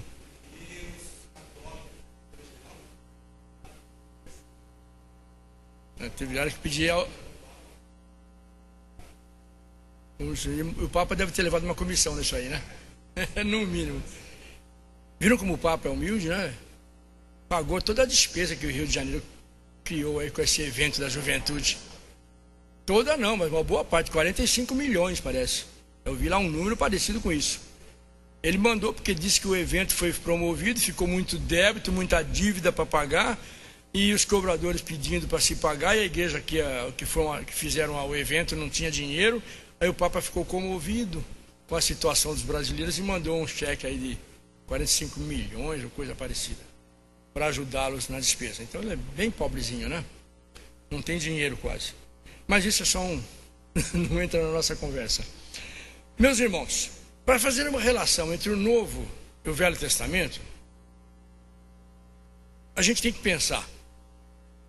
O Velho Testamento tinha 39 livros. Quando Jesus chegou, era a Escritura Sagrada. Não é? Tanto que Jesus disse para as pessoas: examinai as Escrituras e são elas que de mim testificam. Que Escrituras ele se referia? Ao Velho Testamento. Examinava seus 39 livros e elas falavam dele. Então, isso é uma grande relação que Jesus colocou dele, pessoalmente, como o objeto, digamos assim, do Novo Testamento, que é a revelação de Deus em Jesus Cristo, ligado ao Antigo Testamento, nas profecias. Então, essa relação é até do próprio Jesus, que está revelado nos 4 evangelhos, e nas cartas depois vem instruindo o povo acerca da fé comum em Cristo. Já é feita aí uma relação muito forte. Jesus Cristo mandava ver as Escrituras, tanto que ele dizia que os que examinam as Escrituras estão procurando coisas nela e elas testificam de mim, elas estão falando de mim, estão me revelando. Então ele dá um bom relacionamento entre o Novo e o Velho Testamento. Mas houve um hiato, sim, de 400 anos de escrita, os irmãos devem saber. Depois do último profeta ter escrito seu livro, o povo ficou sem revelação escrita. Aí apareceram os apócrifos, né? Macabeus, inclusive, foi nesse período aí em que houve uma luta para tentar se livrar do jugo romano, e o Macabeu foi lá em cima da montanha, aquela coisa lá, como é que chamava lá? Esqueci o nome daquela montanha. Massada, é tão histórico isso, né? Os que resistiram até o fim, morreram tudo de fome lá, porque os romanos sitiaram. Eles escreveram ali 1º e 2º Macabeus. Mas não é inspirado, os judeus não aceitaram, só Roma aceitou. 400 anos sem revelação. Não quer dizer que Deus não falou a profetas, Deus não falou a quem o buscava, Deus não falou, inspirou, né? Só não teve revelação escrita. Tanto é que quando Jesus chegou no templo, tinham ali profetas, a profetisa Ana, Zacarias, que reconheceu o Messias. Nesse intervalo de 400 anos, parece que esse ato separa, não é? Mas não, ele junta. Por quê? Gálatas capítulo 4, versículo 4, o apóstolo Paulo fala que, vindo a plenitude dos tempos, Deus enviou o seu Filho. Então ali era o tempo pleno, complemento de tudo que se foi dito no Velho Testamento. 400 anos foi crescente, até chegar a um ponto insustentável. Jesus tinha que vir. E o povo de Israel esperava o seu libertador, o seu Messias. Nesse momento, Jesus nasceu.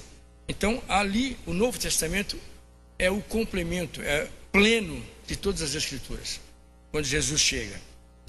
O Novo Testamento é o registro histórico de tudo aquilo que Jesus fez, das profecias que ele cumpriu em si mesmo. E nós podemos, só para não ficar levando muito adiante esse relacionamento entre o Novo e o Antigo Testamento, nós podemos ilustrar com uma profecia que ela se cumpre cabalmente em Jesus Cristo e que vem sendo dito em todo o Antigo Testamento. A gente costuma chamá-la de proto-evangelho. Os irmãos podem ler para mim Gênesis 3,15?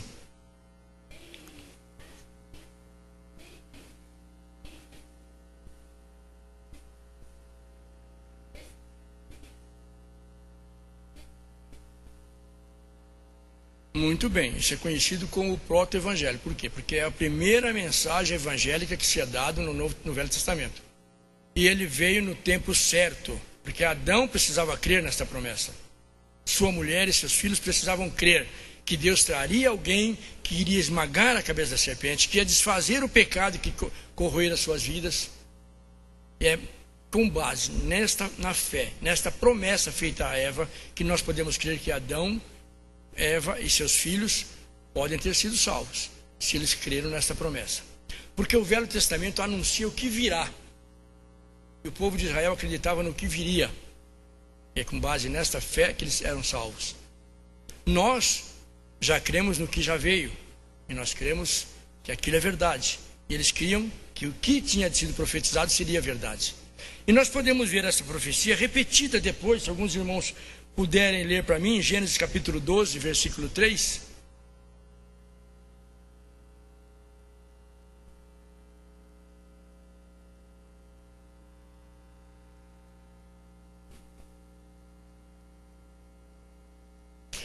Lê um pouquinho mais alto, eu não sei se todo mundo leu ou acompanhou na leitura.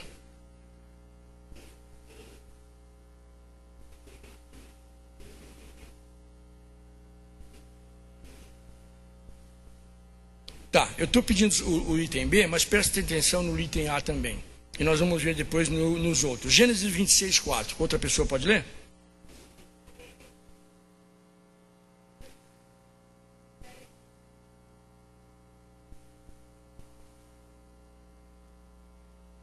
Item B, a mesma promessa feita a Eva. Eu vou abençoar todas as famílias da terra, todas as nações.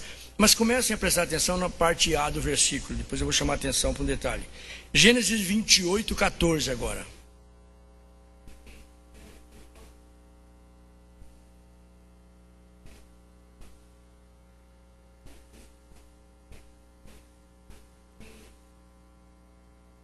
Novamente, a descendência de Eva e de Israel, de Abraão, né, para quem está sendo prometido, de Jacó, está sendo prometido que todas as famílias da terra seriam abençoadas naquela descendência.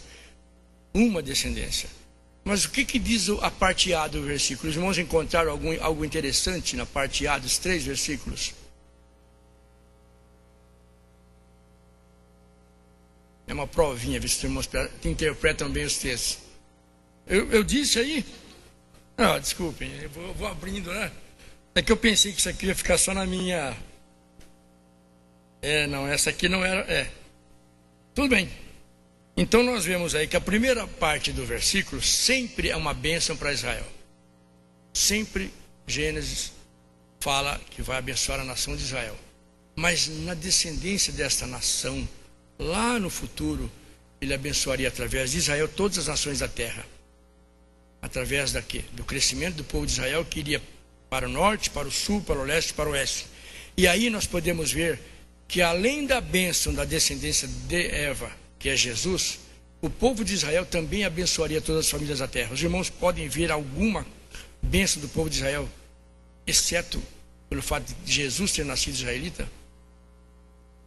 E aí nós podemos dizer, quando Jesus voltar, o povo de Israel será espalhado por todas as nações da terra.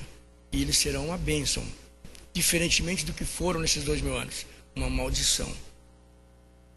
Um motivo de chacota para o próprio Deus, porque eles faziam com que os povos com quem eles conviviam desprezassem a sua raça, desprezassem a revelação bíblica que eles tinham.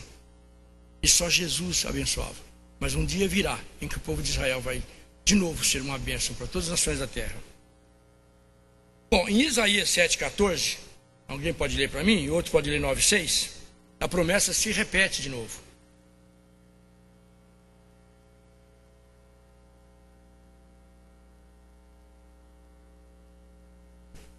Vejam, ele prometeu para Eva que da semente dela nasceria aquele que iria esmagar a cabeça da serpente. E agora ele está dizendo, uma virgem conceberá. tem algo a ver. É de uma mulher, é apenas de uma mulher, e não de um homem, que o Salvador viria na sua descendência. Isto ele já está prometendo aqui, esclarecendo, para que no Novo Testamento a gente entenda por que tinha que Maria ser virgem. E o 9,6 nos diz que esse menino seria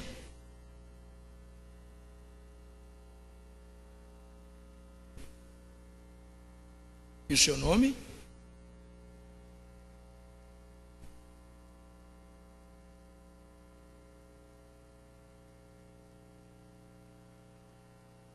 Pois justamente, se todas as profecias levam a Jesus, e esse texto diz que esse nascido menino seria Deus forte, Pai eterno, Pai da eternidade, como algumas versões, a gente tem que crer que esse menino nascido em Belém, o qual nós festejamos recentemente o seu nascimento, em época diferente, mas válida para a memória dos povos, ele tem que ser Deus. Porque senão o texto não se complementa. E o Novo Testamento complementa tudo que foi profetizado. E em Mateus 1,23, um texto sobejamente conhecido, quem quer ler?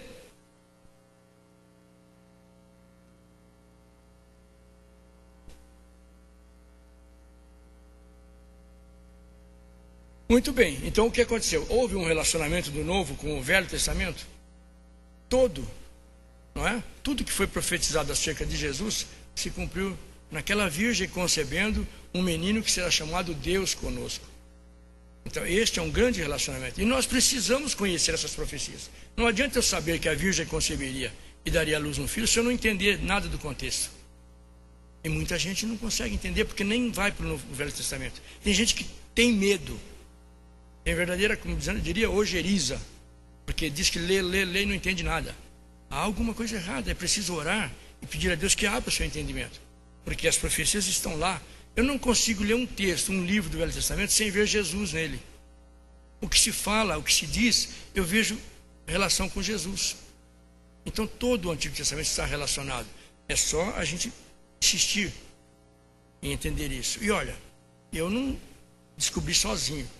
Eu li alguns livros. Eu li livros que falam das profecias cumpridas. Isso me ajudou muito a depois começar a entender outras profecias, porque os livros não dão todas, e dizem que há mais de 1000 profecias no Antigo Testamento falando de Jesus. Eu conheço umas 10, acho que, não sei se consiga, se eu somar, vou chegar a 20. Mas é o que a gente vai conseguindo descobrir. Então a gente tem também que estudar livros, comentários, para poder entender alguma coisa que o Velho Testamento fica difícil por causa do contexto, não porque a revelação é dúbia. Mas é porque nós não temos a mente de um povo que ouviu essa mensagem há 3000 anos atrás. As versões são feitas tentando trazer para o nosso contexto, mas muita coisa é histórico, é local, como a história em que Paulo fala sobre as mulheres usarem véus na igreja. Tem gente que não consegue entender até hoje por que é exigido e nós não usamos. Por que os judeus guardavam o sábado e nós não guardamos? São coisas que a gente tem que analisar com cuidado para podermos explicar a razão. Eu não posso simplesmente dizer que eu aprendi que é o domingo, que é o dia de guarda, e eu guardo o domingo. Não, eu não posso dizer só isso. Isso o católico fala sobejamente. Domingo é o dia de guarda de festas e ritos religiosos. Mas não tem nada a ver com o Velho Testamento? Não, eu tenho que entender por que eu não guardo o sábado.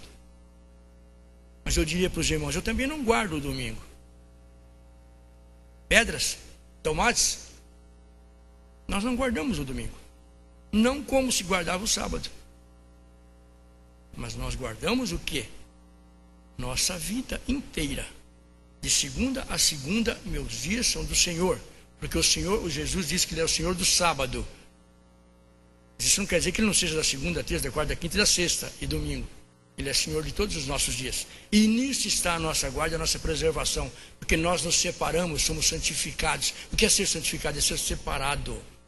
Então eu não preciso guardar o sábado. E o sábado não é uma obrigação para o cristão.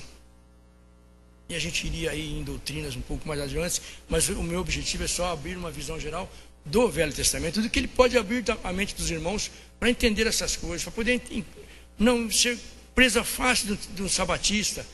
Gente, eu vi jornal do sabatista dizendo lá, pastor Batista vai ser batizado domingo que vem. Como pode um pastor batista ser batizado lá, depois de ser pastor dentro dos batistas? Ele, será que não conhece as escrituras? Isso um pastor, mas muitos batistas vão para a congregação cristã também por motivos de desconhecimento do Velho Testamento, do Novo Testamento. Adventismo, que é o sabatismo. Testemunhas de Jeová, porque dizem, não, Jesus é o Filho de Deus, mas Deus é Jeová. Eu sei, é a perseverança, né? Agora, quando que ela foi batista? Ela foi assistente de banco, mas nunca aprendeu nada. Nunca aprendeu nada da Bíblia. Convertido não, porque o Espírito Santo ilumina. Mas existem convencidos, irmãos. Esse é o grande perigo na igreja. Pessoas que se convencem que a verdade está aqui, que se convencem que o ambiente é bom, mas não entregam sua vida. Então eu fico porque aqui é bom para formar meus filhos. Ambiente ótimo. Eu conheço gente que fala, não, eu preciso levar meus filhos para uma igreja evangélica, porque lá eles vão ser criados com gente que não tem vícios, meus filhos não vão sair viciados. Ora, ele não conhece, né? Quantos nossos adolescentes saíram daqui viciados? Isso não preserva. O que preserva é a vida nas mãos de Deus. Trazer para dentro de uma igreja não significa isso.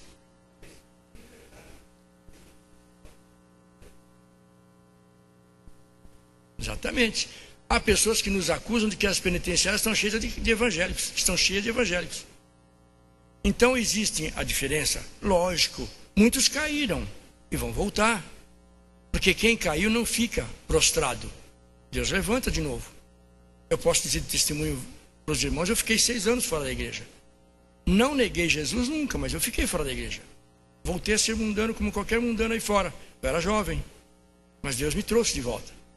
E muitos voltam. Nem que não seja por amor, mas pela dor. Então não vamos julgar quem está caído.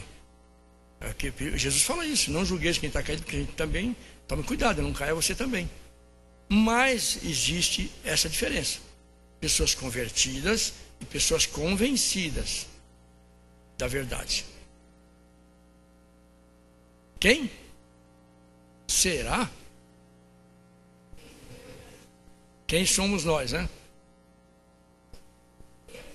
Um dia desses eu vi na televisão alguém acusando que essas pessoas vão para a cadeia, lá elas falam que se converteram, porque fica santinha para ser solta de novo.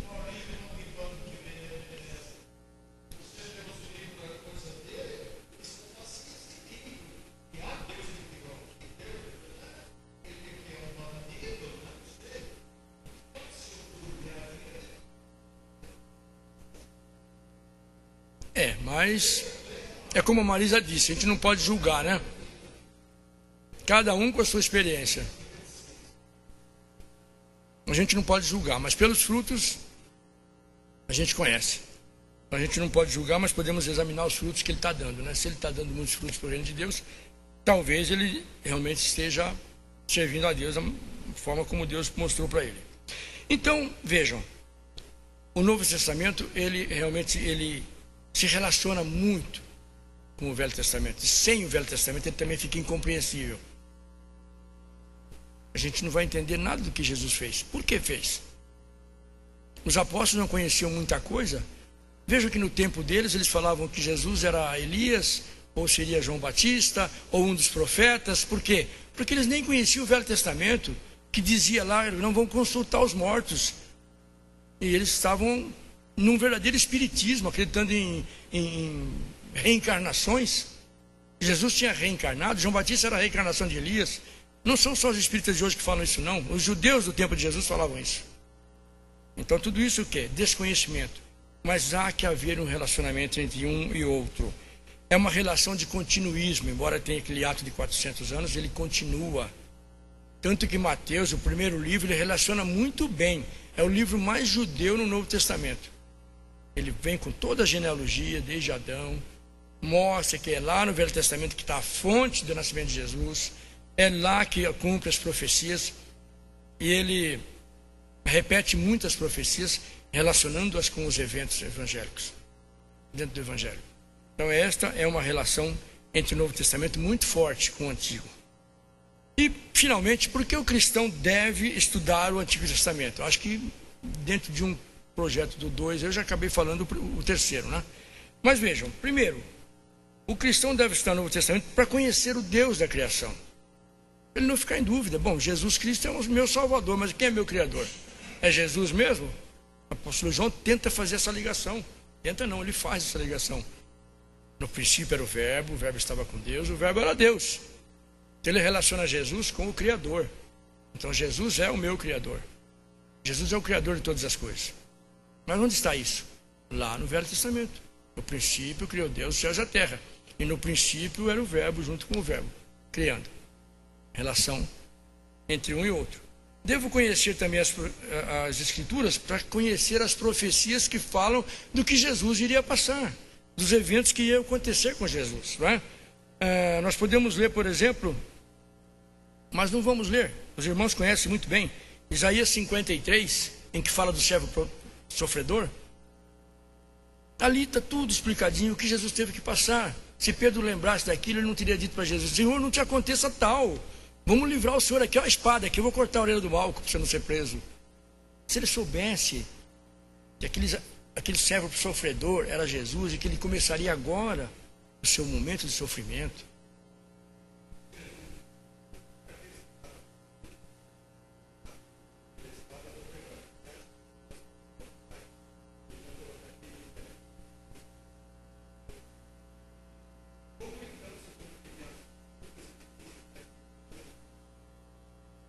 Exatamente. A gente vai deixar de chamar Jesus de coitadinho, como o pastor falou na última mensagem, e dizer Jesus maravilhoso. Sofredor, sim, mas convicto de que estava fazendo a vontade de Deus. Senhor, não seja a minha vontade, mas seja feita a tua vontade. Então, a gente vai começar a dar mais valor ao que Jesus fez por nós. Ele morreu por amor a mim. Ele foi o servo sofredor que veio se colocar no meu lugar. Para entender os evangelhos, eu preciso conhecer a história de Israel. A história de Israel nos traz até o tempo em que Israel está sob jugo romano. Isso foi profetizado. O povo cairia sob o pé dos seus inimigos. E aí todos os eventos que ocorrem, a vinda de Jesus, os primeiros fatos, a ida à sinagoga aos 12 anos, tudo está relacionado com o Antigo Testamento. Eu preciso conhecer o Antigo. Precisamos, para entender que o Evangelho e a vida de Jesus foram todos previstos. Por isso eu preciso ler não só o Novo, mas o Velho também. Eu preciso conhecer o Velho e estudá-lo. No Velho Testamento, irmãos, nós conhecemos um Deus que exerceu misericórdia. Os irmãos não precisam ler agora, podem ler em casa esses textos. Nosso tempo está correndo. Um Deus que mostrou misericórdia ao homem pecador, mostrou bondade com o homem perdido, mostrou amor àquele que se arrepende. Isso está nos textos, Gênesis 82, Salmos 115. Diferentemente do que se diz aí fora. No Velho Testamento tem um Deus irado, no Novo um Deus de amor, perdoador, que diz: olha, dá outra face quando alguém te bater numa delas. No Velho não, é vingativo. Fizer qualquer coisa, Deus vai lá e manda matar até crianças. É esse o conceito que se faz. Mas é que eles não conhecem a justiça de Deus, a preparação que Deus está fazendo num mundo perdido, num mundo que está indo para o inferno, e ele tem que ser rigoroso para que ele leve aquele povo de Israel até o ponto em que ele queria, a plenitude dos tempos. Senão o povo de Israel também tinha acabado, tinha sido consumido pelas nações ao redor. Mas o Velho Testamento... Pois não.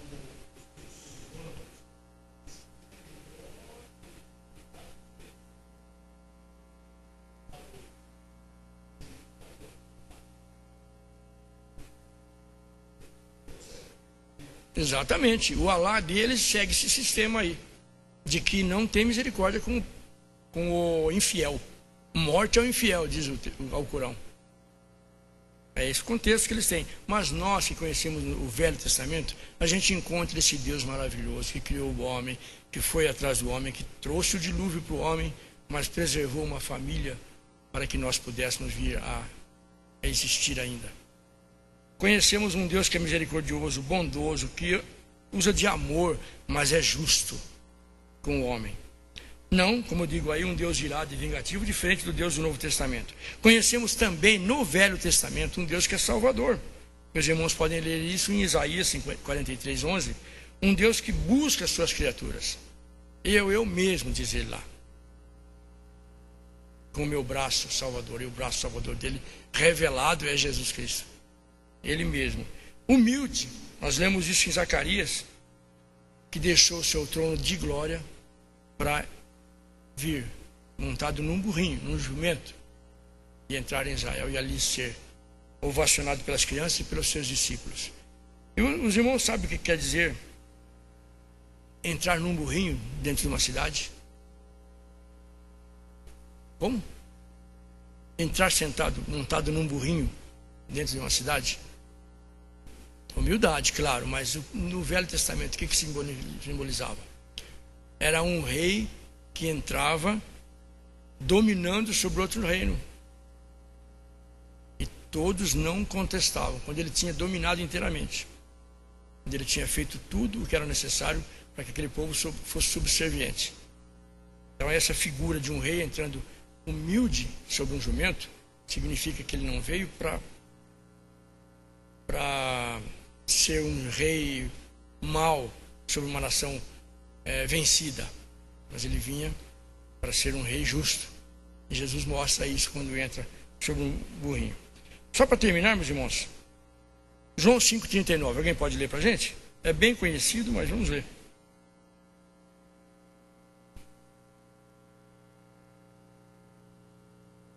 Isso, aquilo que eu disse antes, o próprio Jesus dizendo que a gente deve examinar as Escrituras. Ele dizia para os que examinavam e não viam ele nelas, mas isso nos serve de aviso.